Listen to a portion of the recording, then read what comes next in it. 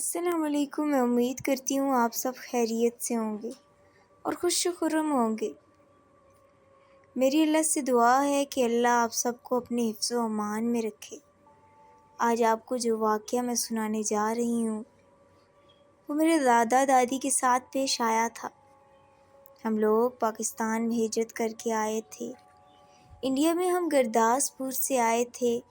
دادا بتاتے ہیں کہ یہ پراسرار واقعہ میرے ساتھ اس دن پیش آیا جب ہم لوگ ہجرت کر رہے تھے۔ انہی کی زبانی آپ کی خدمت میں حاضر کر رہی ہوں۔ ہم لوگ گرداسپور سے پاکستان کے لیے قافلے کی شکل میں نکلے تھے، لیکن راستے پر قافلے پر بلائیوں نے حملہ کر دیا اور بہت سے مردوں اور عورتوں کو قتل کر دیا اور کئی نوجوانوں لڑکیوں کو اٹھا بھی لیا۔ جو باقی بچے تھے وہ زخمی تھے۔ میں پہلے حملے میں جان بچانے کے لیے کھیتوں میں چھپ گیا اور انتظار کرتا رہا کہ کب حملہ ختم ہوگا۔ جب حملہ ختم ہوا تو باقی ساتھیوں کے برعکس مجھے میں غصہ بھر گیا۔ ہم لوگ آگے بڑھے تو ہمیں ایک چھوٹا سا گاؤں ملا جس کی کل آبادی 100 نفوس پر مشتمل ہوگی، لیکن وہاں ہر ایک مندر بھی تو دیکھنے میں نیا لگتا ہے۔ ہم لوگوں میں سے میں اور ایک کم زخمی چھپا کر گاؤں کے مندر میں داخل ہو گئے۔ کھانے پینے کی چیزیں چرانے کے لیے اتفاق ایسا کہ سارا مندر خالی تھا۔ البتہ وہاں پر ہندوؤں کے مذہب کے مطابق تلواریں بتوں کو سجانے کے لیے رکھی گئی تھی۔ ہم لوگوں نے وہ تلواریں اتار کر اپنے پاس رکھ لیں اور واپس جا کر اپنے زخمی ساتھیوں میں بانٹ دیں۔ اصل واقعہ اب شروع ہوا۔ وہ مندر آسیب زدہ تھا۔ وہاں سے تلواریں لانے کے بعد عجیب واقعات ہونا شروع ہو گئے۔ ابھی ہم لوگ آرام کر رہے تھے، رات کا جانے کون سا پہر تھا کہ ایک دم بہت زیادہ گھوڑوں کے بھاگنے کی آوازیں آنے لگی۔ ہم لوگ سمجھے کہ حملہ دوبارہ ہو گیا، لیکن جو دیکھا وہ آج بھی عجیب اور پراسرار تھا۔ ایک سوار جس کا چہرہ انتہائی کالا، زبان اور آنکھیں لال سرخ انگاروں کی طرح، اور وہ خود ایسے جیسے سارا سونے کا بنا ہوا ہو۔ اس کے گھوڑے کی 8 ٹانگیں تھیں اور گھوڑا سانس کے ساتھ انگارے منہ سے نکال رہا ہے۔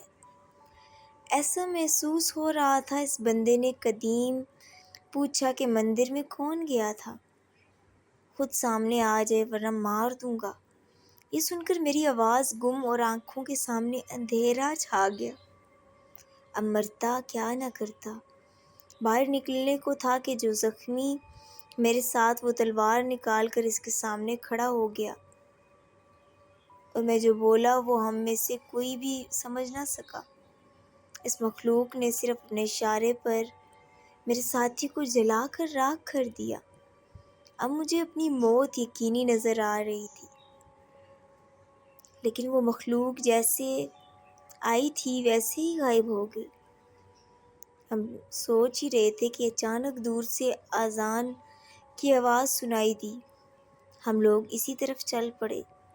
جنگل بیابان سے گزر کر اس جگہ پہنچے جہاں سے آواز آ رہی تھی۔ ہم لوگ سوچ رہے تھے کہ وہ بہت بڑا گاؤں ہوگا جہاں ان حالات میں بھی کھلم کھلا اذان دی جا رہی ہے۔ پر جب وہاں پہنچ کر دیکھا کہ ایک وسیع میدان ہے اور ایک نہایت بوسیدہ سی مسجد کی عمارت ہے۔ لوگوں کی عورتیں پیچھے رہ گئیں اور ہم مرد مسجد کی جانب چل پڑے۔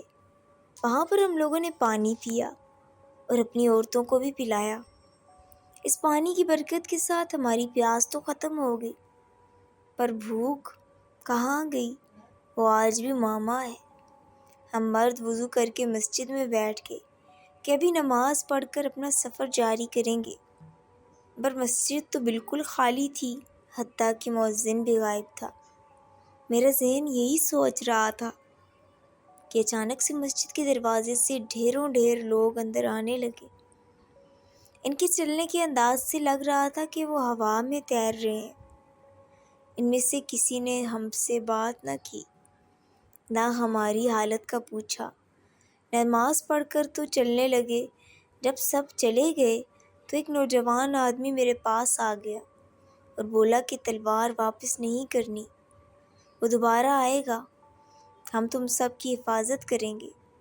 وہ جو لے گیا سو لے گیا، اب کچھ نہیں ہوتا، یہ کہہ کر وہ تیزی سے مسجد سے نکل کر غائب ہو گیا۔ ہم نے اپنی عورتوں سے پوچھا کہ وہ مجمع کدھر گیا، تو وہ بولی یہاں پر تو گیدڑوں کے سوا ہم نے کسی کی آواز تک نہیں سنی، تو دیکھنا کسی اور کو دور کی بات ہے۔ ہم لوگوں نے اپنا سفر دوبارہ شروع کیا، تو ذہن میں یہی تھا کہ دوبارہ کچھ ضرور ہوگا، کیا ہوگا کچھ خبر نہیں۔ ہم لوگ چلتے رہے، چلتے چلتے ظہر کا وقت آ گیا اور دوبارہ گھنا جنگل تھا کہ اچانک ایک نہایت طاقتور لمبا چوڑا بیل نکل آیا۔ اتنا بڑا تھا کہ 4-5 بڑے سانڈے مل کر بھی اس کو بیل کو ایک بناتے تھے۔ وہ بھی بالکل کالا سیاہ تھا، پر اس کے بال ایسے تھے جیسے سونے کی وگ بھی پہنائی گئی ہو۔ وہ ہماری طرف انتہائی خونخوار طریقے سے بڑھا، پر اچانک اللہ جانے 4 شیر کہاں سے نمودار ہو گئے، بالکل ایسے جیسے آگ کے گولے سے جانور چھلانگ لگاتے ہیں، ویسے ہی وہ ایک ایک کر کے آئے تھے۔ انہوں نے آتے ہی اس بیل پر حملہ کر دیا اور بیل کو بھگا کر دم لیا۔ جیسے ہی وہ بیل بھاگا، وہ شیر ہم پر ٹوٹنے کے بجائے چاروں سمتوں میں نکل کر ہماری آنکھوں کے سامنے سے غائب ہو گئے۔ تھوڑا آگے گئے تو ایک بزرگ گٹھڑی لیے تنہا بیٹھے تھے اور انہوں نے ہم سے کہا کہ وہ بھی پاکستان جا رہے ہیں، اور میرے ساتھ مجھے راستہ معلوم ہے۔ دادا کہتے ہیں کہ ان کے ملنے کے بعد ہم لوگ بمشکل آدھے گھنٹے میں پاکستانی کیمپ میں جب ہم لوگ تھوڑا سا فری ہوئے تو وہ بابا جی مجھے ڈھونڈتے ہوئے آ گئے اور بولے، لے پتر ظفر علی، ہن میں چلنا وا، لیا تلوار پھڑا مینوں، ہن او تیرے کم دی نہیں، تو حملے تو بچن واسطے چوری کیتی سی، اسی تینوں منزل تے پہنچا چھڈیا، اے لیا ہن او مینوں دے۔ دادا کہتے ہیں کہ میں انہاں آکھیا کہ کیڑی تلوار، بس اتنا ہی کہ تھا بابا جی کا ہاتھ مجھے اپنے گال پر محسوس ہوا اور میں بے ہوش ہو گیا۔ ہوش آئی تو پتہ چلا کہ میں 1 ہفتے سے بے ہوش تھا۔ میری بیوی اور ماں دونوں میرے سرہانے تھے۔ ہوش میں آنے کے بعد اپنا سامان دیکھا تو تلوار غائب تھی، پر تلوار میں لگا ہوا ایک قیمتی پتھر وہاں موجود تھا، جو شاید اس تھپڑ کے بدلے ملا تھا، جو اس زمانے میں 40,000 کا فروخت ہوا تھا۔ بقول جوہری کہ وہ پتھر کم از کم 3,000 سال پرانا تھا۔ تو اب بتائیں کیسی لگی میرے دادا جی کی آپ بیتی؟ میں امید کرتی ہوں آپ کو پسند آئی ہوگی۔ کہانی کو مکمل سننے کے لیے آپ کا بہت بہت شکریہ۔ مزید ایسی کہانیوں کے لیے میرے چینل کو سبسکرائب کریں۔ شکریہ۔